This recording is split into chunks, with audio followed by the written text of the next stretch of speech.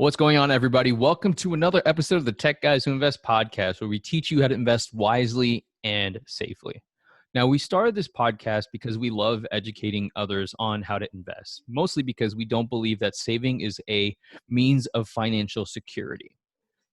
Additionally, we wanted to share our experiences because as we're taking action, we hope to not only inspire you, but hopefully teach you ways to avoid mistakes that we have made in the past or that we are avoiding because we're leveraging our mentors and we're learning from the right people. So that being said, this episode is dedicated to some updates in 2020, maybe some deals that we've either closed on or didn't close on and our reasoning behind them. Yeah, So Adam, thanks for the intro there, Kevin. I agree with everything you said and can't wait to kind of give a little bit of an update and hopefully inspire some of the people who are listening and still wondering if, hey, is this something I can do? yeah, absolutely. And our last episode we were talking about age. Is it too late to start investing? The answer, of course, is always going to be no. If you want to hear that episode and kind of dive into our thoughts as to why we feel that way, go to tgwipodcast.com/age. So Adam, what do you got going on in your world in the multifamily space? Well, Kevin, we recently closed a 90 unit in Tampa. Wow. So pretty excited about that. So Dreamstone closed a 90 unit in Tampa. It's near the University of South Florida, or as locals call it, USF, in that area. It's pretty cool because, I'll talk about a few different reasons why it's cool, why we really like the deal. A couple of things that I'll note around the type of deal it was. It was 90 units over a few different properties. So they're all commercial, meaning greater than 5 units. And there was a 22 and then a 68. And we put those together to make it 90. And we purchased it for just under 6.3 million. Wow, So that's a nice chunk of change there. yeah, So nice size deal. let me get this straight. There are two separate building complexes Right. that you're combining into one. Exactly. And we we kind of do that because it allows us to make the deal more profitable, because what we can do is combine them, make it a bigger deal, leverage our economies of scale, leverage our systems and our processes and our team to make the bigger, more profitable deal attractive to our investors. And then furthermore, our strategy involves um, multiple exit strategies and being able to look at multiple different creative ways to exit out of the deals, 5-7 years down the road. We have other properties in that area. So one thing we could consider doing is kind of grouping them all together and make an even bigger portfolio and attract bigger investors, maybe even institutional money if we have enough units. So, Okay. that could be an option. And those are the kinds of things we're always thinking about when we're trying to put these deals together and figure out good ones to go after. So why this area? Why near USF? What's the attractor there? And what were the markers that said, yep, we need to do this deal? Yeah, so that's one of the things I was talking about earlier when I said it's super cool and we're really excited about it. The area has been really improving. And I don't know that gentrification is too strong of a word. It's actually been turning around quite significantly over the last few years. I'd say over 5 years ago, before I even lived in Tampa, it was a bad area, really a bad area. It had a reputation for that. And now there are still some pockets where it's not great, but it's certainly nowhere close to what it used to be. And there are other pockets, like the properties that we have already bought and the ones that we continue to buy and update, that are starting to get pretty nice.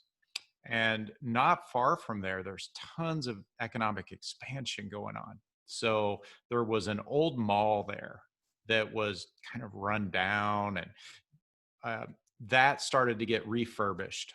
Uh, I don't know, a decade ago. My timing may be off a little bit there, but roughly. And they kind of started to rebrand it and they made it a lot nicer.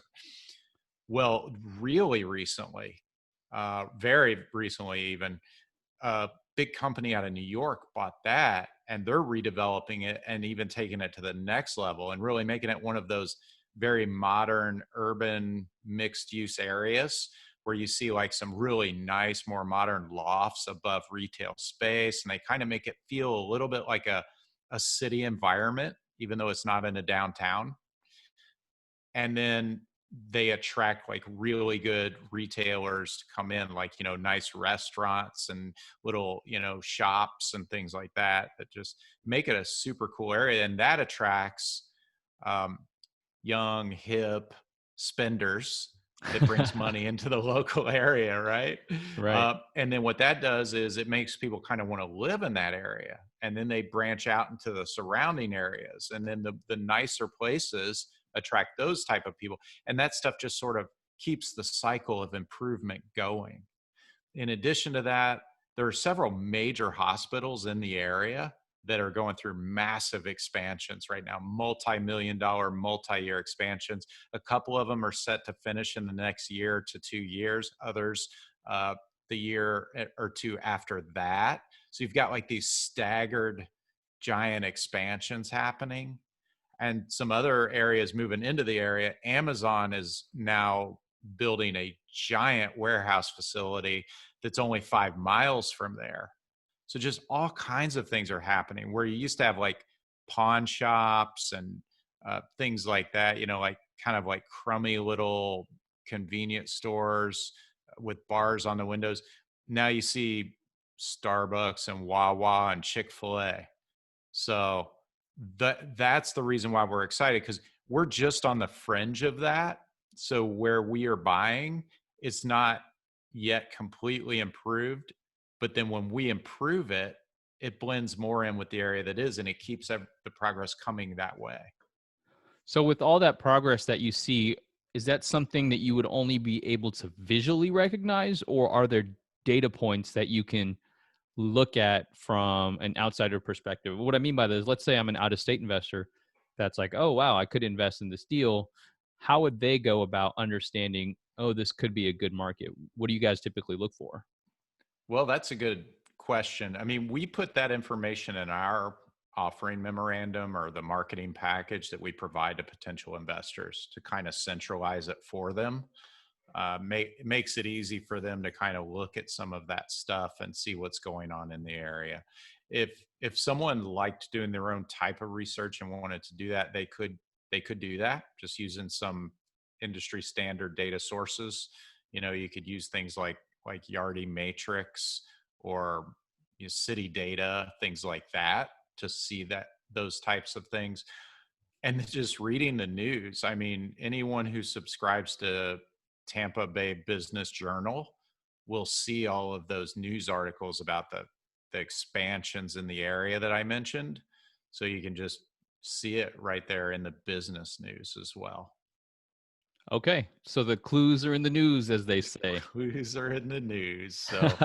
So that's going on. I mean, we're really excited about that. We have an opportunity to, as I said, improve the properties, add value. And then, of course, we bring our management to the property, which really kicks up the property management a few notches and makes the people who live there feel like valued residents. The mom and pops that we buy these things from are typically the type of owners who do not provide that kind of, you know, if you live there, it's because it's cheap, you know, and there are reasons why people live in those types of places. Well, when we come in, we don't want that type of quality resident. We want people who want a very nice, safe, secure home to live in. And that's what we provide. So it really changes it and makes it more of a home and a community. So we're super excited about making that happen right there. Then we have a deal under contract right now in Atlanta, 100 units. We're really excited about that. I can't say too much about it because we're in the process of raising capital, And I need to be really careful to not behave in any way that could be misconstrued as advertising. So, really don't want to say much more about that one, but I am very excited about So when you say it's under contract, I feel like that term it. gets thrown out a lot in the real estate space. Can you help other Okay. our listeners kind of understand what that means, especially from the investing side? Yeah. So, we have entered into a legal agreement to purchase the property. We're in a legal agreement to purchase it right now, and we're doing our due diligence to make sure that all of the things they told us about the property are factually correct. Um, and so, as long as that's the case, we intend to move forward with purchasing the property and taking over ownership of the property this year. Nice. Yeah, yeah. How about you, Kevin? I know you've got a lot going on as well. Why don't you tell us what you've been up to? Yeah. So on the opposite end of you closing, I decided not to move forward with a non-performing note that I was looking at Mhm. because, which I'll talk about, but for really good reason. So I was looking at non-performing notes on PaperStack. And what I love about PaperStack, A, it's free to just get access to these notes. And B, you have the ability to talk directly to the seller of the note. And when you can get directly to the seller, you can solve problems, you can negotiate, you can really increase the amount of value you could add to that seller, which will can help you decrease the price that you'd pay for it. So this non-performing note was in Missouri, a little bit in St. Joseph, Missouri, and it was a reverse mortgage. So I recently learned what reverse mortgages were, and ultimately a reverse mortgage is when the lender pays the borrower. And that's why where the term reverse comes from, right? A traditional mortgage is where the borrower is paying the lender because it's financed a property or financed a purchase. In a reverse mortgage, it typically the minimum age is somebody that's 62. And so what has happened there is they've built up massive amount of equity in their home. They've lived there for a long time.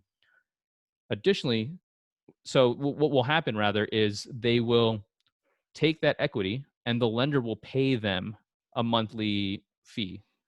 Um, and that being said, that monthly fee tends to be an additional source of income for that borrower. So who's a retired person, they're not working, they need a new source of income.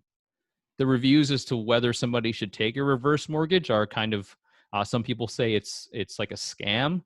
I'm not too well versed in that yet. I was just kind of learning what it is because I Yeah. saw non-performing, and when I looked at it, I said, "Wait, there's no principal and interest. How can this be? What do you mean that the borrower isn't paying any principal and interest? I get that it's not performing, but wouldn't they be paying something?" And that's when I discovered it was a reverse mortgage. Now, what also made it interesting for me is it made it interesting for me because the borrower had deceased a long time ago, which is also why it was non-performing, and basically you needed to get rid of it. So with the reverse mortgage, what happens generally speaking, or what can happen is when you take out a reverse mortgage, the lender is basically paying the borrower, like I mentioned. The way the lender gets paid is if the borrower leaves, and that could be they pass away, so they're deceased, or if they move out, or if they, let's say, for example, their mental health is deteriorating or their physical health, they need to be put into some type of a home because they're an older individual. They're no longer living in that primary residence, so they will have to leave that property, and it basically breaches not breaches the contract, but triggers the event where the lender would get paid. Now, the way the lender would get paid is the borrowers, or sorry, the heirs of the borrowers. So let's say it was an older individual passes away, the heirs of that person can pay off what is owed to the lender to keep that home, or 95% of the market value of the home. Or what they can do is they sell the home. Let's say they don't want it. So they'll sell the home to kind of pay for um, the they'll pay the lender back. So I was thinking, all right, well, what's this house worth? So quick estimate using Zillow, Trulia, and Realtor.com. So it's about $40,000. The buyer or the seller wanted about 15,000. So like, okay, there could be a potential here for buying it, arbitraging it, taking it in, and just selling it. Right? There's a $25,000 spread there. So when I spoke to the bar, I learned that really when you come to negotiating, just ask as many questions as you can. Don't make any assumptions. Just ask. And when I got to, I built some rapport. I was asking, hey, how did you arrive at this 15,000 if it's a non-performing reverse mortgage? This is my first time coming across it. And I found out the seller was just thinking, I just kind of priced it as is just to see what would happen. So ultimately that gave me hope that, all right, maybe I can negotiate this down further, right? That increased my confidence based on my due diligence. Well, let me tell you that my due diligence saved me thousands of dollars. So when I did my due diligence, I found out that there was about $2,000 more in taxes and fees that were owed because the borrower passed away, so nobody's paying that. Uh, Additionally, I had a local realtor do a drive-by on the property. It turns out that the property was victim of arson, and that at one point there were squatters in there Wow. living in there because the bar had been deceased for quite some time. So there was nobody in it.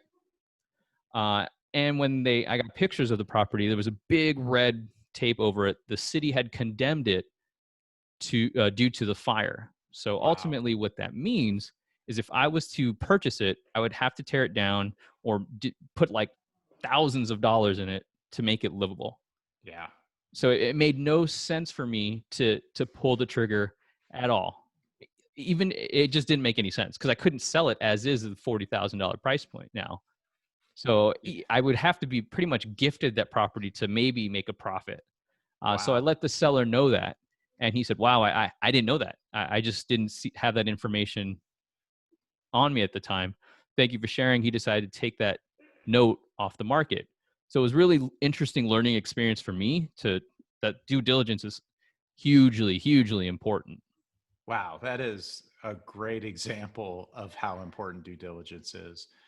So, sounds like you learned a couple things. You learned a little bit about reverse mortgages. You further, I guess, it further validated how important due diligence is. And then you learned some good negotiating tactics that are very effective there. Yeah, and I was approaching it where I'm looking at this as how can I solve this problem? At first, I was thinking maybe, despite the fire, that this could be an opportunity for me to get this cheaply and figure out some way to sell it for a massive profit. But then the more I thought about it, when I read into what it meant for something to be condemned, when I talked to local attorneys and local realtors, it didn't make sense. It just Yeah. the numbers didn't add up. So that's why I had to move away. And sometimes that's what you have to do. Yeah. Sometimes that's the best thing you could possibly do regarding a deal is walk away. So, what's next, Kevin? Yeah, so there's a couple of things next. I'm looking at a couple of different non-performing Florida notes to make sure that to decide whether or not it's worth moving forward. Got to do some due diligence on that. There's a performing note where it's an interest-only performing note, which is really interesting because that's what I have in my self-directed IRA. And the seller of that note is saying, "Name me a price." It's not even listed. He wants to basically it's an open invitation to negotiate. So that's what I'm trying to do. Figure out, okay, what price point would this make sense, and figure that it's to be a fun exercise in negotiating. But at that same time, I need to assess whether or not the borrower of that note will be able to pay that massive balloon payment at the end. Because otherwise, I end up with the property, right? Yeah. I don't want to be a landlord. I want to be the owner of the paper. Yeah, well, there you go. But you could always sell that property to somebody like me or one of our listeners who likes single family rentals and make yourself even more money there, right? Exactly. Yeah, you really Yes. have to think about your exits and have multiple line up. And to me, that's the true power of note investing. Is there's so many exits, so many things that you can um, make money off of, make a problem into a profit. Yeah, it's great. And right now, with the government printing money at an unprecedented pace, with the potential of a recession looming, with the COVID-19 economic impacts we're facing, it's so important to be looking at other ways to generate passive income, like note investing or multifamily real estate investing. So we hope you guys have really learned a few things out of this episode. And if you have any questions for us, we'd love it if you reached out to us. techguyswhoinvest@gmail.com. You can also go to our website, tgwipodcast.com, and contact us there. Thanks, everybody.